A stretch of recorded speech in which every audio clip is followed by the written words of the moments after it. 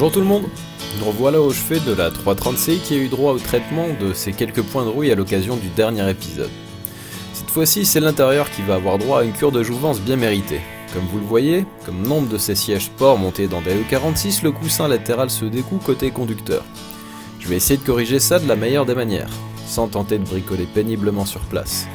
On va donc s'attaquer au déhoussage partiel du siège pour attaquer cette couture depuis l'intérieur de la housse.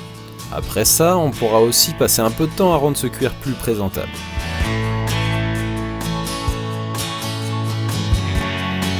La dépose du siège en lui-même est une formalité.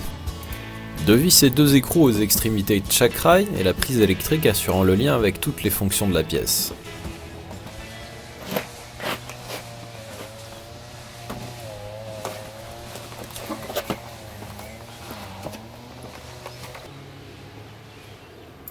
Renonçant soudainement à mes instincts de travailleur d'un dimanche de jour férié, doté d'un sens de l'organisation qui me caractérise si bien, j'ai trouvé un nez super établi pour démonter ce siège. Une belle table de jardin. Tous les clips sont accessibles sauf un qui me fera bien suer. Je vous dis pas comment faire pour le défaire puisque je suis aussi un peu pervers. Enfin, pour être honnête, je sais juste plus quelle était la subtile manipulation à appliquer pour ne rien casser. Désolé.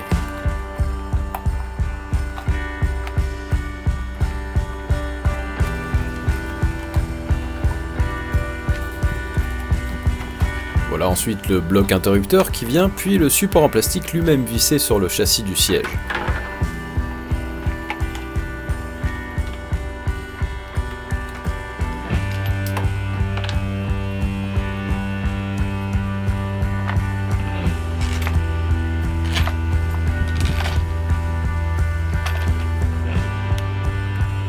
Ce cache en plastique tient essentiellement avec un clip situé sous la housse, soyons donc un peu délicats.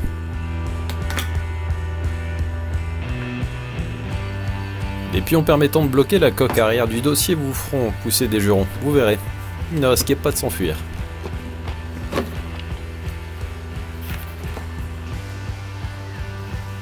Le revêtement cuir est maintenu, plié et tendu à l'aide de deux câbles, quelques griffes métalliques recourbées ainsi qu'un profilé plastique en forme de U. Mis à part les câbles plutôt ardus à retirer, rien de compliqué. On peut maintenant retirer le cache entourant la commande de basculement après avoir tiré fermement sur celle-ci. Ce qui nous donne accès aux agrafes maintenant le cuir en place autour de cette pièce. On peut leur dire adieu à cette occasion. On dépose maintenant l'appui-tête. Il faut remonter la housse le plus haut possible pour avoir un accès suffisamment dégagé à la partie intérieure des supports d'appui-tête qu'il va falloir également sortir, en appuyant depuis l'intérieur, sur la partie plastique, les condamnant normalement en place.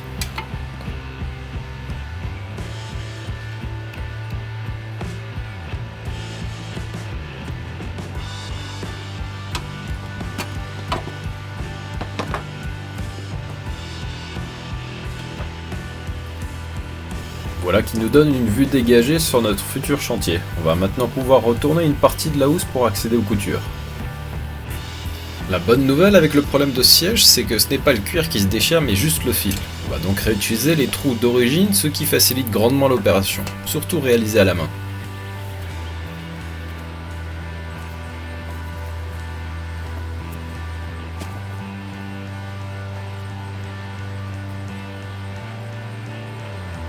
Pour avoir de la place, on peut défaire un ou deux anneaux métalliques qui maintiennent la mousse attachée à la housse.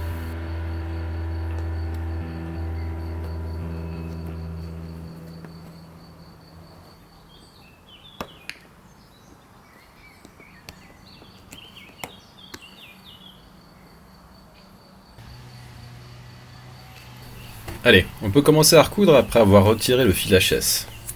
Je ne donnerai ici aucun conseil particulier puisque je suis moi-même débutant et n'ai pas trouvé la méthode idéale. Je peux simplement vous dire que le challenge sera de maintenir la tension de la couture jusqu'au bout, ce que j'ai moi-même partiellement raté.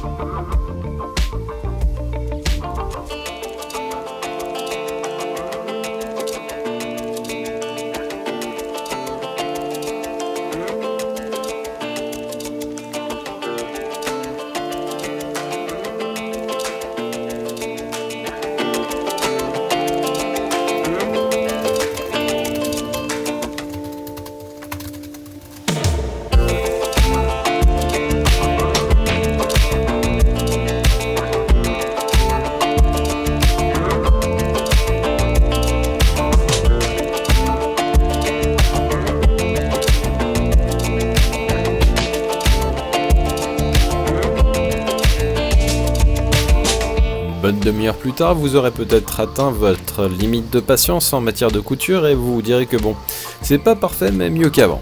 Je vous laisserai me prouver que vous êtes plus patient que moi et je suis certain que vous parviendrez à vous rapprocher du rendu d'origine auquel je ne suis pas arrivé.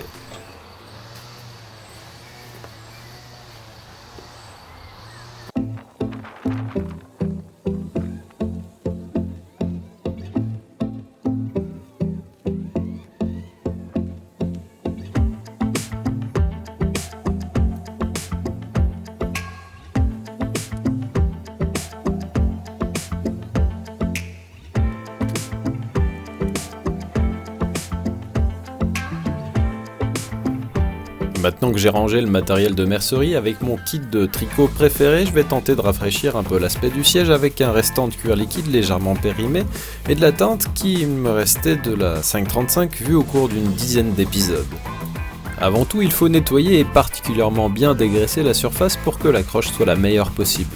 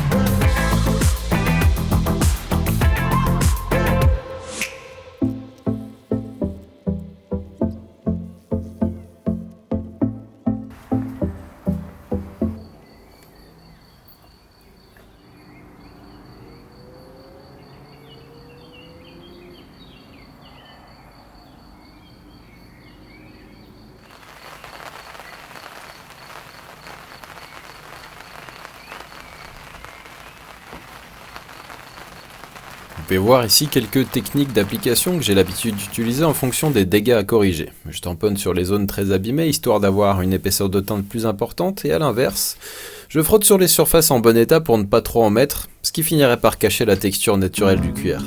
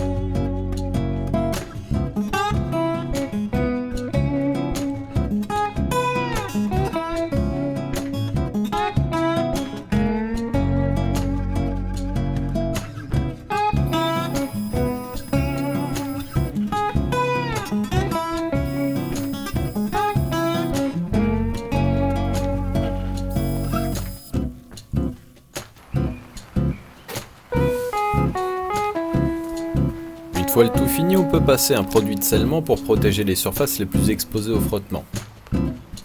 Je ne suis pas totalement satisfait du résultat, mais malgré tout, ça fait du bien de ne plus voir le cuir au bout du rouleau.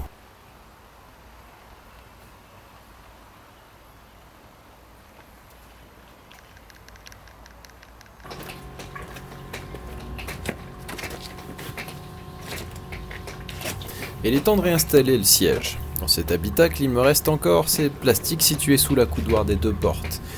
Ces marques d'usure blanche font vraiment tache et je vais tenter de remettre la pièce en état. Pour y parvenir, il faut déjà déposer le panneau de porte, mais c'est très facile sur ce modèle. Une vis au niveau de la poignée de porte, puis 3 autres situées sous la coudoir. Une fois la garniture retournée, on peut voir 6 vis maintenant la coudoir. Après les avoir enlevées, il faudra simplement tirer fermement sur la pièce pour la séparer du panneau.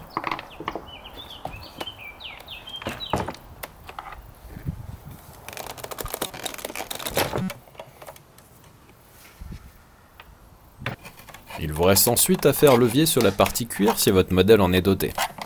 Pensez bien à commencer par l'avant de la pièce car il y a à l'arrière un ergot que vous risqueriez de casser en débutant par ce côté. vient maintenant l'opération la plus délicate, à savoir démonter la partie noire texturée façon fibre de carbone. Armez-vous de quelques petites pinces et tournevis plats pour maintenir les premiers clips hors de leurs emplacements. Commencez bien par l'intérieur de la pièce pour ensuite tirer un coup sec pour séparer les deux éléments. Si vous avez été patient et méticulé, vous n'aurez rien cassé. Félicitations. Après un peu de réflexion, vu la couleur blanche révélée à la moindre rayure, j'en suis venu à la conclusion que la pièce est peinte d'origine. Je vais donc me contenter de lui repasser une couche de noir après l'avoir dégraissée. Et voilà un rendu au-dessus de mes espérances. Reste à remonter tout ça et à recommencer côté opposé.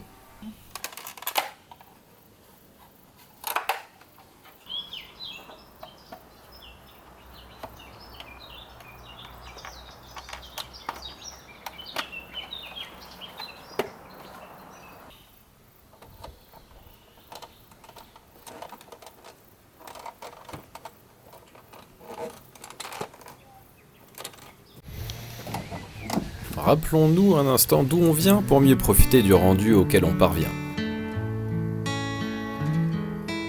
J'en ai profité pour rénover aussi le volant et reteinter une partie du rangement situé sous celui-ci. Si ce n'est pas parfait, on peut dire quand même qu'on profite d'une amélioration sensible qui donne davantage envie de prendre soin de la voiture.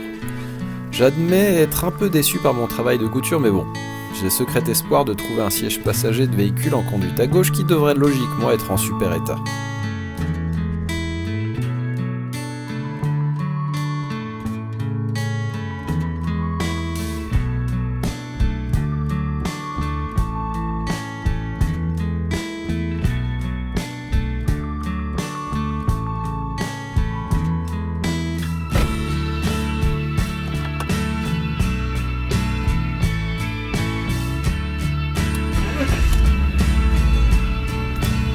Maintenant qu'on est bien dans cette voiture, que l'extérieur est présentable et exempt de rouille, il nous reste à parfaire notre entretien mécanique. On aura l'occasion de traiter ça dans une future vidéo qui devrait vous faire découvrir quelques astuces assez intéressantes. Sur ce, je vous laisse profiter de la plastique de cette BMW qui malheureusement restera grise, mais qui malgré tout reste un assez bel objet à regarder de mon point de vue. Et ce ne sont pas les productions BMW actuelles qui me feront mentir, je crois. Allez, à bientôt!